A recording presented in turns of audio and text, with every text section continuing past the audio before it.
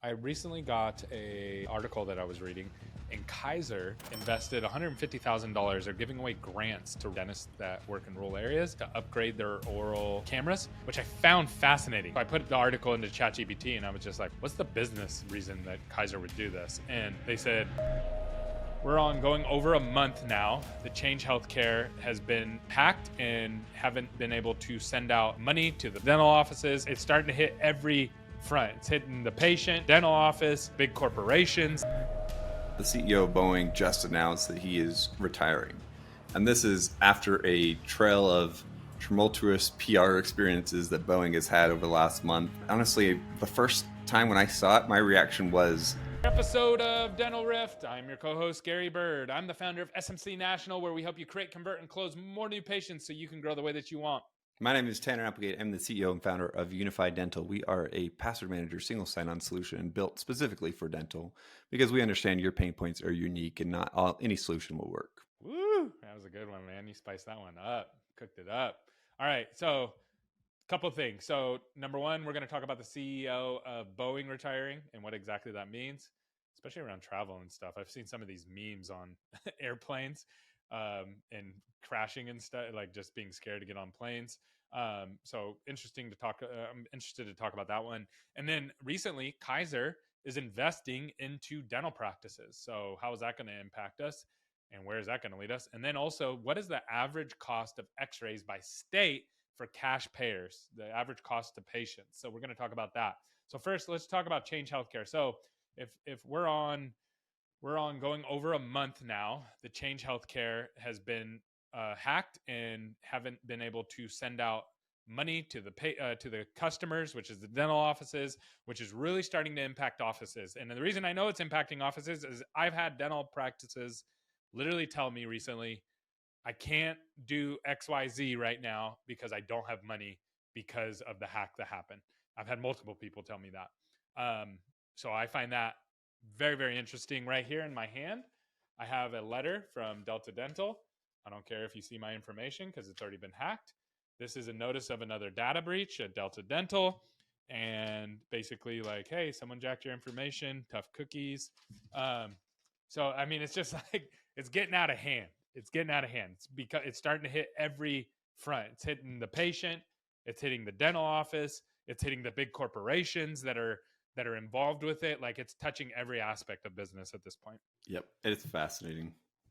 It is sad, and I feel bad for those that have been directly impacted by it. And honestly, the worst part of it is being a month in, we still don't have any light at the end of the tunnel. Yeah, I know. That's crazy.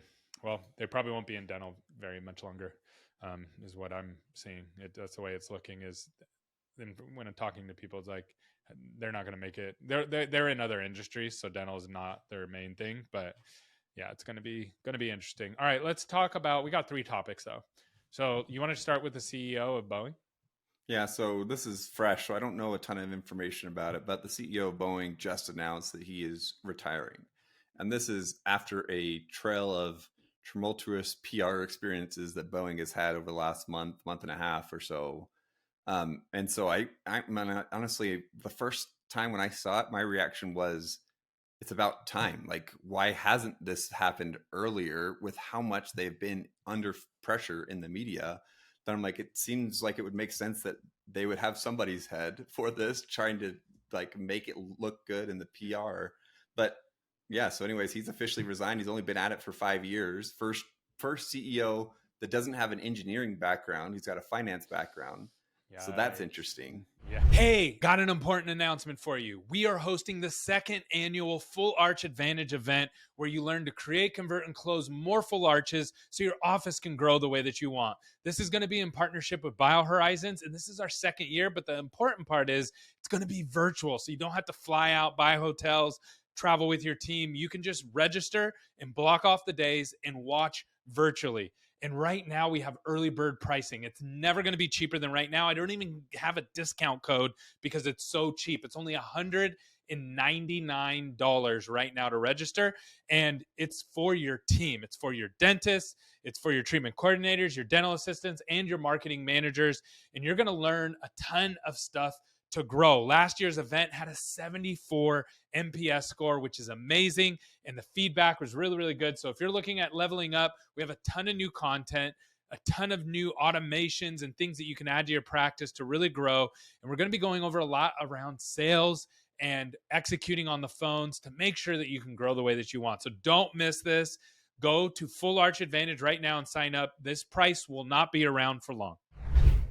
Yeah. Well, and see, here's the thing is like Boeing, I was on a cruise over the summer with the kids, and I was in the locker room getting changed, and this guy was talking to me. He was he worked for Boeing, and he worked in their drone department. And I was like, dude, that is so cool. And I was like, how did you used to be in the air, airplane side move? And he was explaining to me how that whole, like the drone developed and all that kind of stuff. And I was asking him, I was like, do you ever worry about work? Like, cause I know you guys are kind of booked out. He was like, nah, we have all of this year, all of next, like he like explained it. It was like 3 to 5 years of all their contracts already paid for. They come and they say, okay, we want our spot. Cool. Pay us. Okay. We'll deliver a plane in whatever, 3-5 years, whatever. Right. So like these, and then a lot of the legislation has squeezed out the like Airbuses of the world and some of these other people who make planes. And so the quality has gone down on these planes. There's no question. Like there's no question the quality has gone down, which it's crazy because they're so successful. Like just all you have to do is not screw it up. Just don't screw it up. And I actually watched a documentary on Boeing, and they cut a lot of corners operationally to get things done faster to make more money, and it cost them. Like that's how they got to that plane that was breaking all the time. I forget the name of it. It's wild. I mean, it is the pinnacle of brand failure, right? Boeing used to be known as like, I'm not going to fly if it's not Boeing. Like I don't trust anything else but Boeing. It was the pinnacle brand of excellence. And in how many years now has it become this like, my wife won't fly if it is Boeing? Like it's crazy the drastic difference that it's achieved in that short amount of time. Yeah, you don't have a lot of choices now though. If it's like Boeing is pretty much it. It's the Boeing Max 737 is the one that the 737 Max 9 was the issue, but then now Max 10s are also having issues. But my wife, we live in Denver, which is unfortunately the hub of Frontier. And so my wife is like, oh, great. Well, we'll just keep flying Frontier because they don't fly Boeing. But it's also the hub of United, which has also been under fire recently for a lot of its issues. Interesting. Yeah. Well, what's the lesson that we can get from this in dental? I was thinking through that. And it's really like, I think that there are DSOs that cut corners, but don't get caught until it all blows up. Like you've seen that in the past, like the Aspens that have been around long enough, like they've gotten reamed in years past for quality of dental that's come out of there. And they've had to file close out the lawsuits, et cetera, and they just kind of move on. But I think the more and more dental gets consolidated, the more you're going to see that pressure to deliver on the bottom line, that you're going to see corners cut. Right now, I think that we're not consolidated enough where it is an issue, but it's only a matter of time for sure. Yeah. And there's always bad players in the space. Always. Yeah.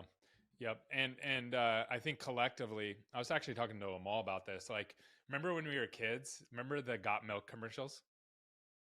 Like those worked on me as a kid. Now to find out, the milk is probably not that great for us. But when I was a kid, everybody did the Got Milk commercials with the milk mustache, and it made me want to drink milk because these are like famous people, strong people, built strong bones, and I drank milk. And I literally thought as I was drinking the milk, this is my bones are getting stronger right now. Yeah, like I just took some steroids right here, right now, right? That's how it impacted me. And what it was marketing. It was just marketing. All the dairy farmers got together and they were like, look, we need people to drink more milk. It's the same thing as Got Beef, right? What's for dinner? Beef, right? And that's just marketing of all the cow farmers. And there's tons of other industries that have done this. Dental is included. Yeah. What dental's done it? Totally. The dental insurance companies have pushed this whole, you need to go twice a year. We are the only country in the world that has that as a social stigma of like, we need to go twice a year. Well, here's the problem though. Dental has a trust issue.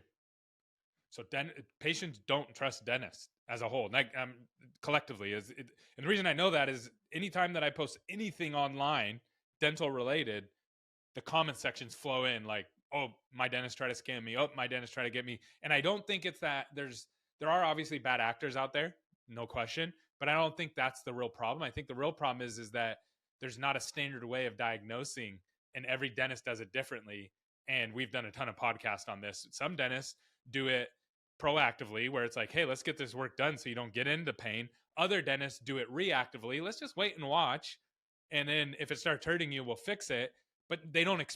Dentists don't explain that to you when you go to the dentist. They never tell you, here's my my philosophy around treating patients. And so patients are left guessing what they're trying to do, and that creates distrust.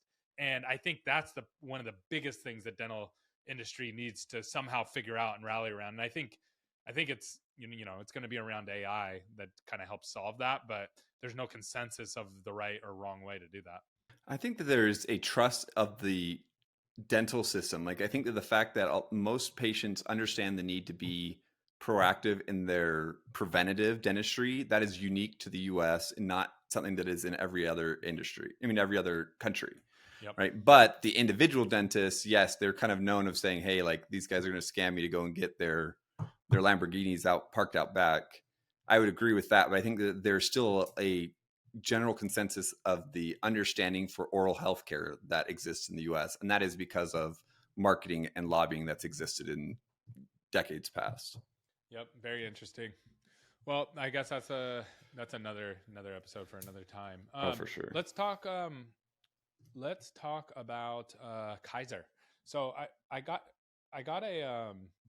recently got a article that I was reading, and Kaiser invested $150,000. They're giving away grants to rural dentists that work in rural areas, and they're giving them these grants to upgrade their oral cameras so they don't have to do impressions and things like this, which I found fascinating. The article didn't necessarily say what their business objectives were with this. Like, I didn't really understand, like, why does Kaiser care, like, the dentist have this? So I couldn't find that connection.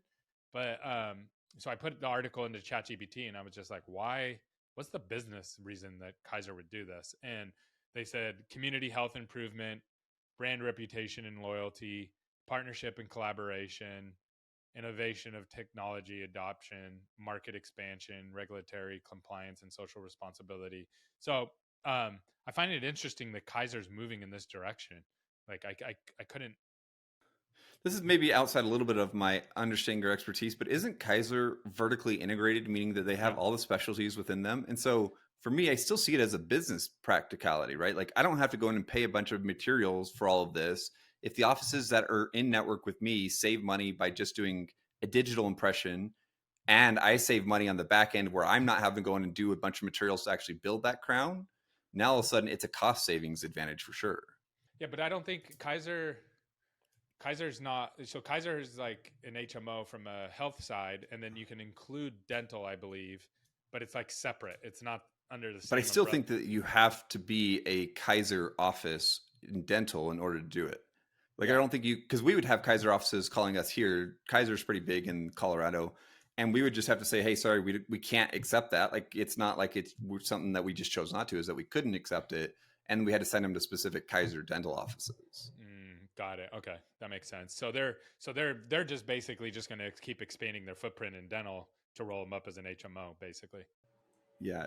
I think that I don't know if they have any financial interest in those dental offices, but I imagine that the ones that they are agreed to treat their Kaiser patients, they have some type of involvement. Yeah. Do you think I know everybody's, for a while there, that was the big thing, right? It was like, health is going to integrate with dental, and people are trying. Pacific actually rolled out a practice that is in the same building as, your general practitioner for your health. So you can go there for your dental appointment and your x-rays for your brain or your overall health or whatever, right?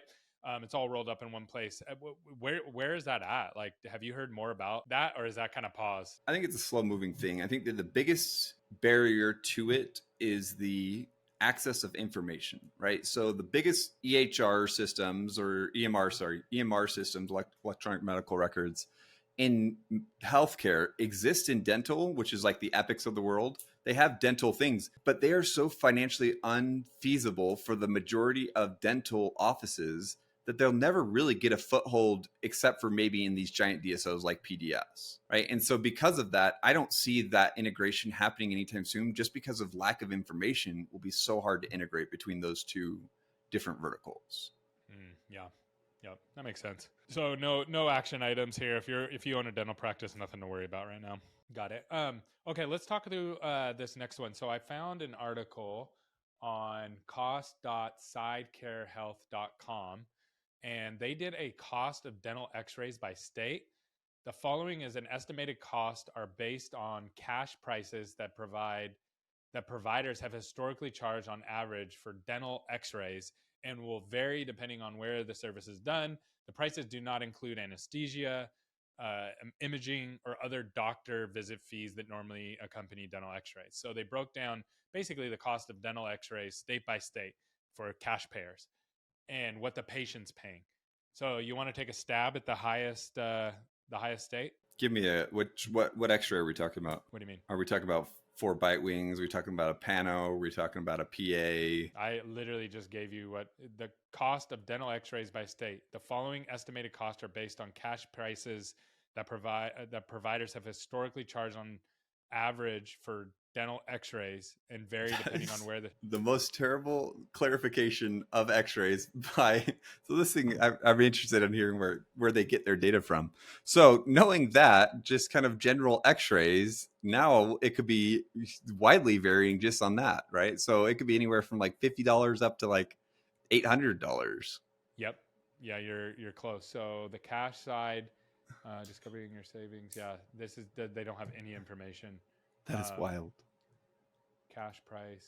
Okay, so here it is. I'm just going to give you the numbers and then maybe it'll help you solve it. So number one, the most expensive state for x-rays for cash payers is $128. It's Alaska. Okay. The bottom, how did it come up with 51? Okay, I don't know. But the bottom, the cheapest is Iowa at $90. The middle would be Wyoming at $104. I would say don't post this on any dental group because you will get blasted. No, well, guess what? Guess where? Okay, so this was where's the data from? Okay, so this was actually reposted on Dental plus DSO review, Becker's. Here, let me share my screen. I'm just going to share my screen. And I'm going to share this with you. Can you see this site? Okay, it's Becker's. Okay. Yeah, Becker's. So this is what they shared. Sidecar Health. Yep. So what I did, so it doesn't share it. It doesn't say anything, right? Like it's just the price and it's listed. They're not even in order. They're just in alphabetical order. Right. And they have, the reason they had one extra one was Washington, D.C. So then I hit here to go to the cost calculator. This is making for a great listening experience for our audience. So what I'm doing is sharing my screen with Tanner to see if he can figure out, because he's like, don't post this in dental, and it's like Becker's already posted it. So this is it. So here's what it is. So by state, I mean, legally now you have to be able to have prices publicly available for those that are cash paying patients, right? So they're just taking these numbers and that's what they're showing. And I think that this is still garbage data because I guarantee you most of these people are not paying out of pocket prices. There are so many ways. I mean, x-rays in general are where dentists will go in and say, hey, you're going to pay full fee on this or you're going to pay nothing. And your price of your experience will swing dramatically. Yes. Yep. Yeah. That's something that we bump into all the time is that people try to charge an arm and a leg to get new patients in for x-rays. And it's like, dude, the patients do not have a value on x-rays. They don't care. They do not care how much x-rays and you shouldn't either. It is all profit on x-rays. Yep. Cool. Well, so then there's nothing like, why did they post that then? What? I don't understand why they would post that. I mean, to me, what they're attempting to convey is the differences in UCR fees and how much they vary from state to state. And I think that's fine, but that from an X-ray perspective, that would be the worst thing that I'd pick. I'd go in and say, like, what is the average for like a regular exam, and just do that, like, because that is more standardized and not so varying depending on each office of what they diagnose and say, hey, you need to get a full mouth, or you need to get a pano, or you need to get a blah blah blah. Interesting. Cool, man. All right. Well, good talking with you. Thanks, Beckers, for nothing. All right. Peace. Bye.